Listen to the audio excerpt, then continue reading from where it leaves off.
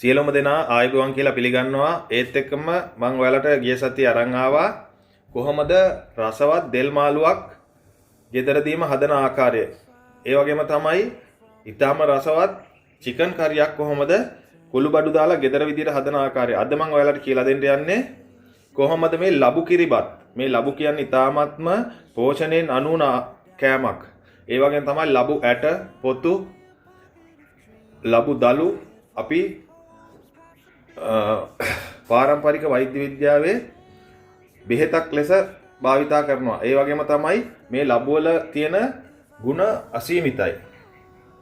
එහෙනම් රැඳිලා ඉන්න වීඩියෝ එකත් එක්ක මේ ලබු වල 90%ක් තියෙන්නේ වතුර. නමුත් ලබු වල නොපෙනෙන ಗುಣ බොහොමයක් සැඟවිලා තියෙනවා.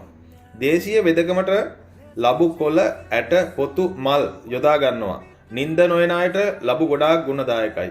මානසික ආතතිය නවතා ස්නායු පද්ධතිය සුව කිරීමට මානසික ආතතිය ඊටාත්ම අඩු කරනවා මේ ලබු වලින්. කොලෙස්ටරෝල් අඩු කරනවා. ඒ වගේම තමයි හදවත ශක්තිමත් කරනවා මේ ලබු වලින්. උදෑසන ලබු යුෂ ඉස්බඩ පානය කිරීම ඊටාත්ම ගුණදායකයි. දිනපතා ලබු යුෂ පානය ඉතා වටිනා බව දේශීය වෛද්‍ය විද්‍යාව මෙන්ම බටහිර වෛද්‍ය විද්‍යාවේද සනාථ කරලා තියෙනවා. ඒ නිසා මේ ලබු ඉතාමත්ම වටිනා ආහාරයක්. ලබු කිරිබත් හදන්න කලින් අපි ඉස්සරම මේ ලබු ගෙඩිය පොඩියට කපනවා. අපි ලබු ගෙඩිය මෙන්න මේ විදිහට පොත්ත අයින් කරගන්නවා.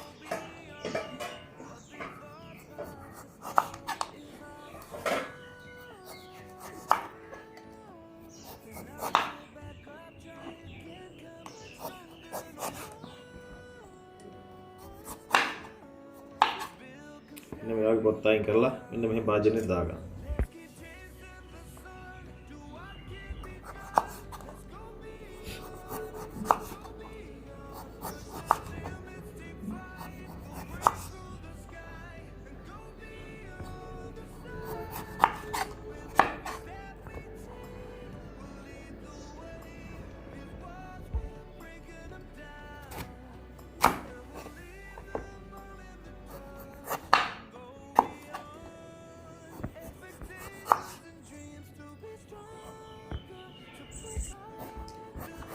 ඉස්සර පැරැන්නෝ වතුර ගෙනියන්න මේ ලබු කැටේ භාවිතා කරලා තියෙනවා.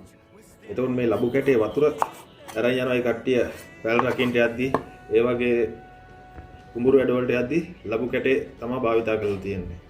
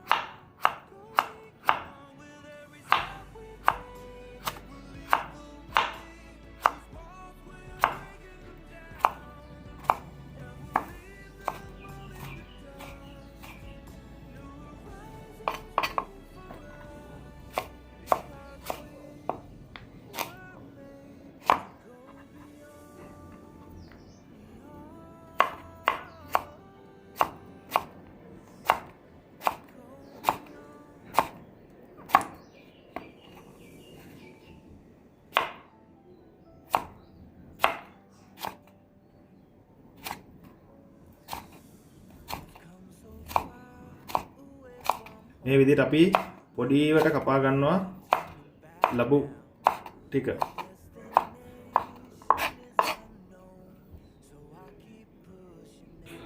මේ තියෙන්නේ හීනියට කපාගත්ත ලබු. මේ හීනියට කපා ගත්තාම මේක හොඳට ඉදෙනවා. මේක හොඳට තැම්බෙනවා. ඒ හින්දා තමයි මේ හීනියට කපාගෙන තියෙන්නේ. එතකොට මම ඇටත් එක තමයි අරන් තියෙන්නේ. මොකද ලබු වල මේ ඇට අපේ ශරීරයේ තියෙන අස්ථි වලට ඉතාමත්ම පෝෂණීය ආහාරයක්. එතකොට ලබු ඇටත් එක තමයි මේ අරන් තියෙන්නේ. මේ තියෙන ලබු ඇට මේ ලපටි ලබු ගෙඩියක් හින්දා මේ ඇට අපිට ගන්න පුළුවන්. නමුත් මම පොත්ත මේ රැහැගෙන තියෙන්නේ.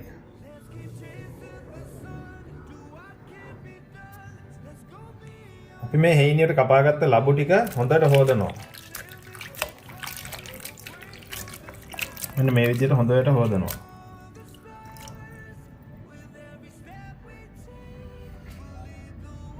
දැන් අපි මේ ලබු ටික හොඳට කපාගෙන හොදාගෙන ඉවරයි. ඊට පස්සේ තියෙන්නේ අපි මේ කිරිබත සාදා ගන්න. එතකොට කැකුළු හාල් වලට තමයි අපි මේ ලබු ටික එකතු කරන්නේ.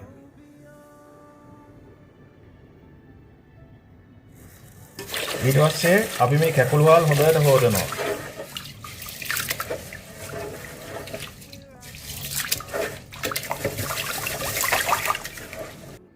දැන් කැකුළු හාල් ටික හොදාගෙන ඉවරයි.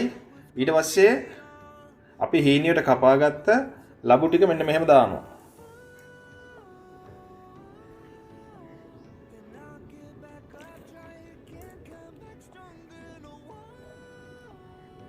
දැන් අපි ලබු ටික දාලා ඉවරයි මේ භාජනයේට. ඊට පස්සේ ලුණු ස්වල්පයක් එකතු කරනවා.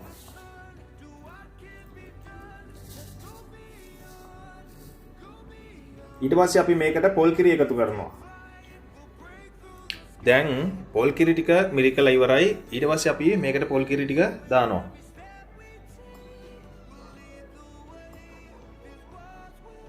පොල් කිරි මම වැඩිපුර අරන් තියන්නේ මොකද මේ ඊට පස්සේ තමයි මේක ගොඩක් රසවත් වෙන්නේ මේ ලබු කිරිබත්.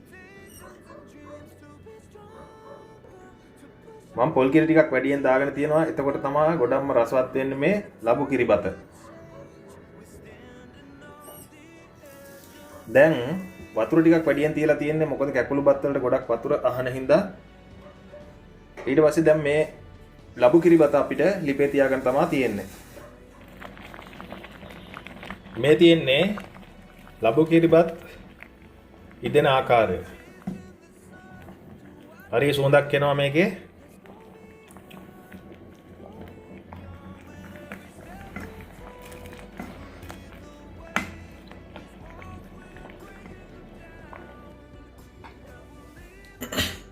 ඊට පස්සේ අපිට මේ ලබු කිරිබත් කන්ට ලුණු මිසක් හදා ගන්න වෙනවා. එතකොට බලමු අපි ලුණු මිසක් කොටා ගන්න ආකාරය වංගෙඩිය දාලා.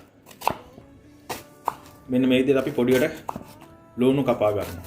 ඒක තක්කල් ටික කපාගෙන තියෙනවා එහා පැත්තේ.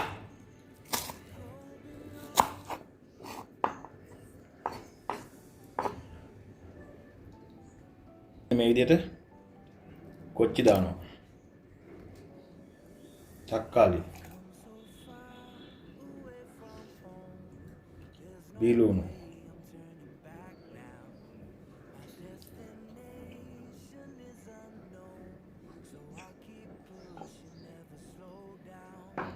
දෙහි ස්වල්පයක් එකතු කරනවා.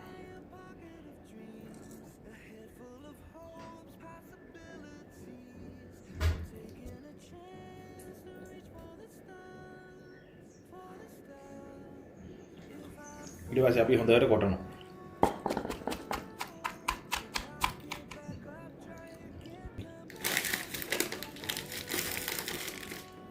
ලුණු කුඩු ස්වල්පයක්.